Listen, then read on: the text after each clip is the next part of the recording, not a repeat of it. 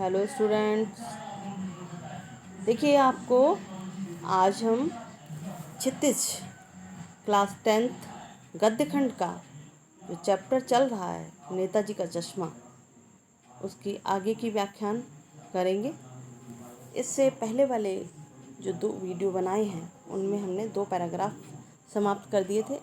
आज हम इस पैराग्राफ से स्टार्टिंग कर रहे हैं। जैसा कि कहा जा चुका है, मूर्ति संगमरमर की थी।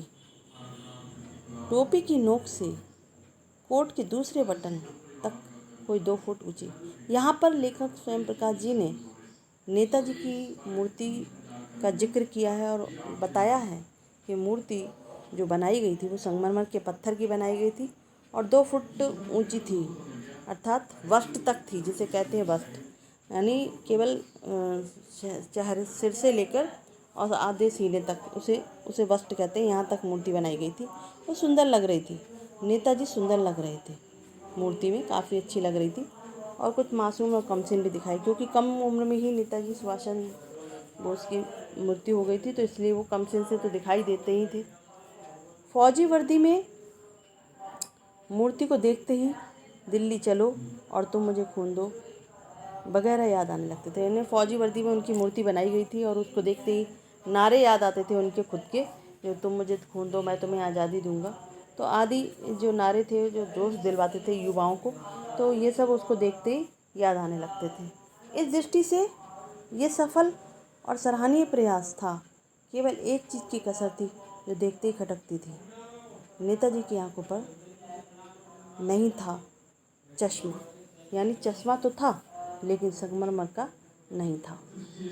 तो यहाँ पर लेखक कहना चाहता है कि चश्मा तो उस पर लगा था, रियल चश्मा था, लेकिन संगमरमर का नहीं था, जो ये कमी को दर्शाता था। ये कमी खटकती रहती थी लोगों को देखने में कि कुछ ना कुछ कमी रह गई है। पूरी कटिंग में सब कुछ दिखाई दे रहा है, उसमें संगमरमर में बटन दिख रहे हैं, कोट दिख रहा है, आर्मी की ड्रेस दिख रही है, लेकिन कहीं ना कहीं चश्मा नहीं दिखाई दिया। कहीं ऐसा मन में ये लेखक के ख्याल आया कि कहीं ऐसा नहीं कि मूर्तिकार बनाना भूल गया है, या कम समय अवधि होने के कारण वो बना नहीं पाया।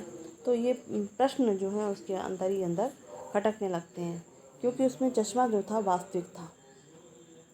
एक सामान और चश्मे का चौड़ा काला फ्रेम मूर्ति पर पहना दिया गया था।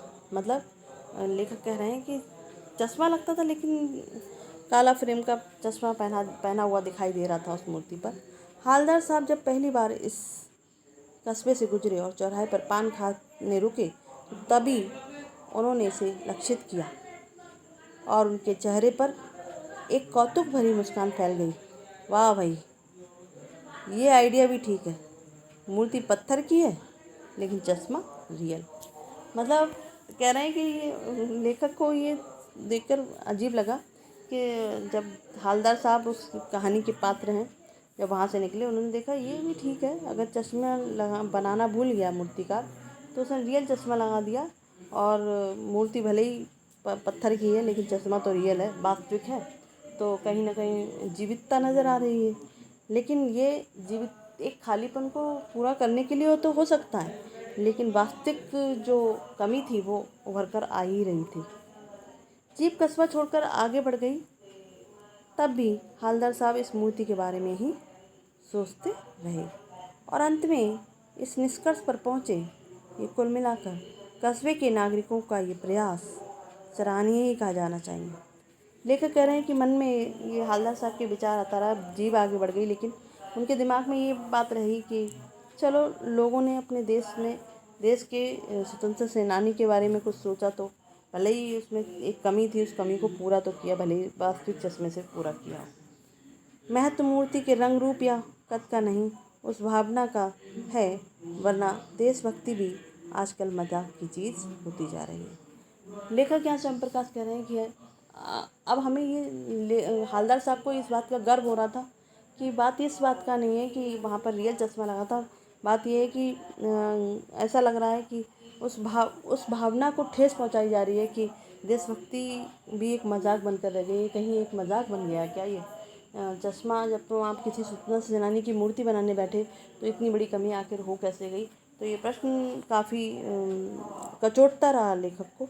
तो ये उन्होंने इस कहानी के माध्यम से समझाने का प्रयास किया है कि हम जब मूर्ति चश्मे पर हमारे नगर पालिका द्वारा जो लगाई जाती है तो उसका मुख्य उद्देश्य होता है कि जो भावी पीढ़ी है वो ये समझे कि हमारे देश की स्वतंत्रता दिलाने में इन स्वतंत्रता सेनानियों ने कितना महत्वपूर्ण योगदान दिया है, और ताकि वो उन्हें हमेशा के लिए याद रखें कि हम जिस स्वतंत्र धरती पर सांस ले रहे हैं उसमें इन वीर सपूतों का बहुत महत्वपूर्ण योगदान है। तो उसके लिए ये मूर्तियाँ बनाई जाती हैं ताकि इन चीज़ों पे लोग हमेशा याद रखें और ये हमेशा अमर रहें। तो आज के लिए इतना ही, और इससे संबंधित अभी आपसे प्रश्न किए जाएंगे और उस प्रश्नों के जो जवाब आप इस तरह देंगे।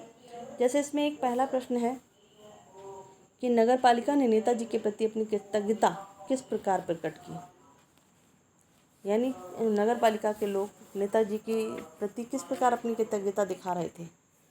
तो ये इसी पैराग्राफ को पढ़ करके आप इसका आंसर निकालेंगे।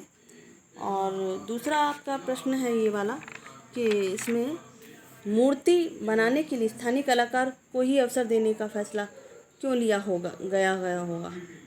गद्यांश में नगरपालिका जैसे स्थानीय निकायों की कार्यप्रणाली पर किस प्रकार व्यंग किया गया है। मूर्तिकार ने नगरपालिका के अधिकारियों को क्या आश्वासन दिया आदि। तो इस तरह के प्रश्न आपसे इस पैराग्राफ से आप समझें और इससे संबंधित प्रश्नों के उत्तर निकाल कर लिखें। आज के लिए इतना ही।